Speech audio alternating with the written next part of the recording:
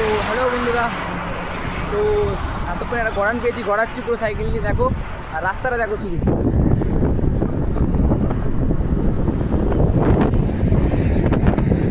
দেখতেই পাচ্ছ পুরো রাস্তাটা। তো গড়ানটার পরে আবার সামনে উঁচু আছে, আবার ওটাকে ফেস করতে হবে। এরকম করেই চলছে, একবার করে উঠছি একবার করে নামছি।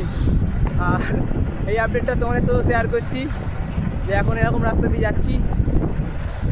এখন অন্ধ্রপ্রদেশ থেকে আমি কমসে কম 50 কিলোমিটার ভেতরে ঢুকে গেছি।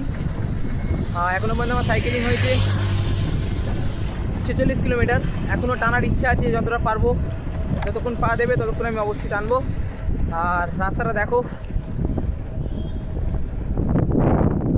সাইড সিনটা দেখো শুধু বন্ধুরা।